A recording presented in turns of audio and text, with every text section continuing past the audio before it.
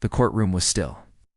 The usual sounds, the rustling of papers, the occasional cough had all faded into the background as Judge Boyd entered.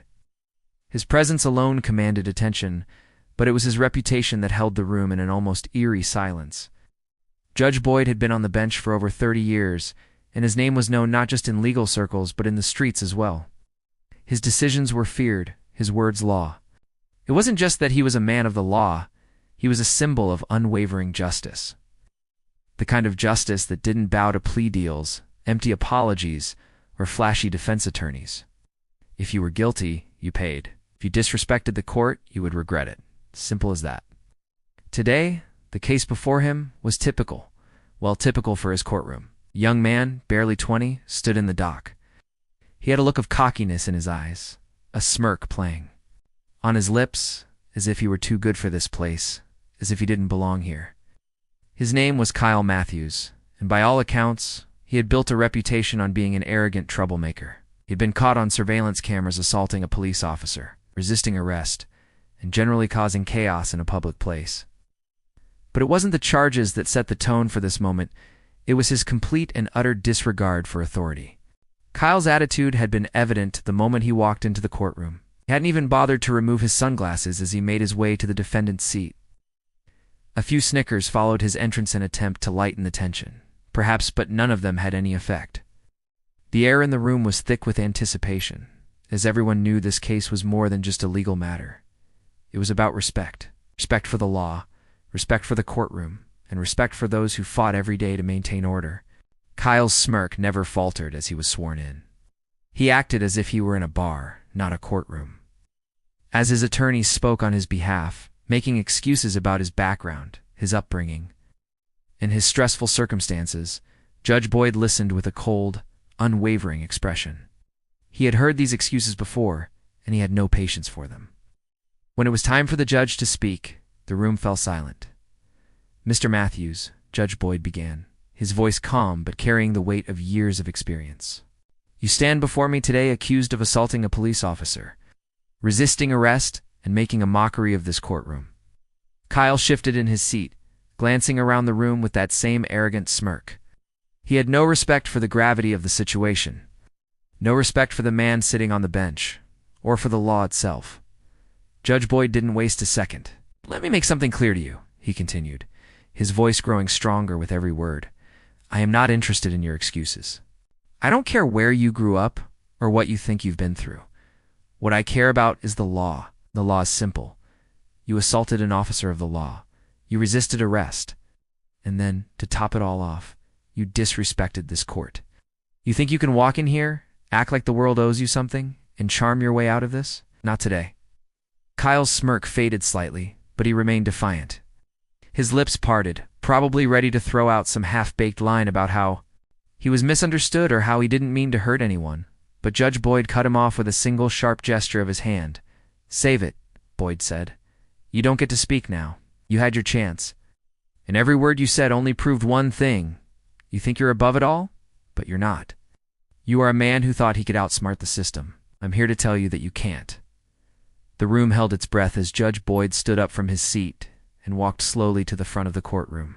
He wasn't rushing to deliver his sentence, but his every move. A deliberate, intimidating calmness. He didn't need to raise his voice. His very presence was enough to command attention. "The law doesn't bend for you, Mr. Matthews. It doesn't bend for anyone. You've made your choices, and now you'll face the consequences. There is no sympathy here.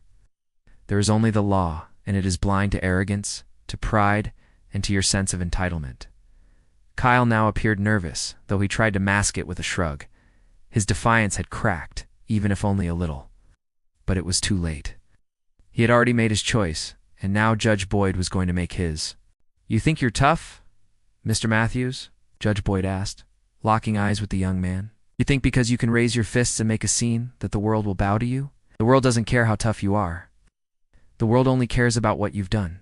What you've done today, Mr. Matthews, is show that you have no respect for the very system that keeps this society from falling apart."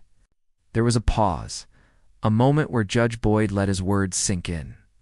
Kyle's defiance was gone now, replaced by unease, but it wasn't enough. Judge Boyd had no intention of letting this young man off with a slap on the wrist.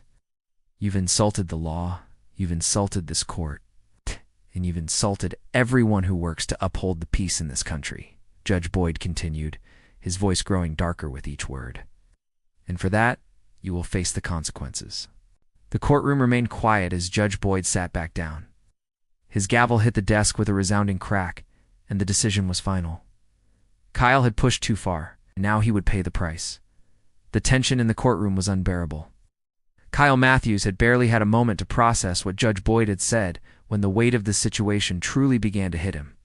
His arrogance had all but evaporated, but now he found himself standing in front of a man who was determined to make an example of him. Judge Boyd's piercing gaze never left the young defendant.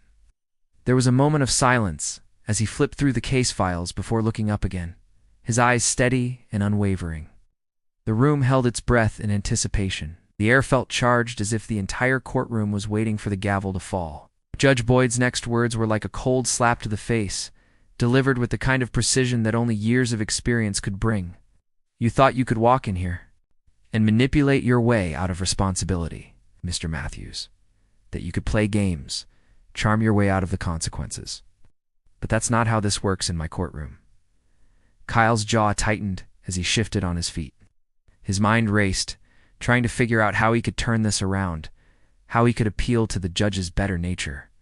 But he quickly realized that wasn't going to work.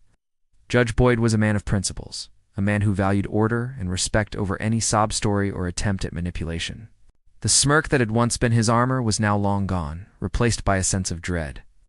But even as he stood there, trying to make sense of what was happening, the words kept coming. Boyd's voice rang out, steady and unrelenting. "What you fail to understand, Mr. Matthews, is that the world doesn't owe you anything. Your behavior in this courtroom, your lack of respect for authority, for the very people who protect unit of it, will be tolerated. It's not under my watch." Judge Boyd paused for a moment, and the courtroom hung in the balance. "You've earned your place here. Oh, you'll earn your punishment. You've crossed a line that others before you have tried to cross. But I will make sure you understand the gravity of your actions." The young man's heart raced as Boyd continued, his tone unyielding. "You assaulted an officer of the law. You resisted arrest. And you think you can get away with it just because you've got a sharp tongue and a cocky attitude. No, not today. Not ever. The law does not bend for you, Mr. Matthews, and it certainly won't bend for anyone else who thinks they can get away with disrespecting it." Kyle looked over at his lawyer, who sat with his head bowed, knowing full well that there would be no reprieve for his client today. The defense had failed, and it had failed miserably. The arrogance that had once seemed so formidable now seemed like a distant memory. Judge Boyd stood up from his chair, and the courtroom gasped. Every single pair of eyes followed his movements, drawn to the gravity of the moment. "Your sentence is not just about punishment," he said, his voice cutting through the air like a knife. "It's about making sure that people like you understand that this is not a place for games. This is not a place where you can test the limits of the law to see how far you can go before you get caught. You've pushed too far, and now it's time to pay the price."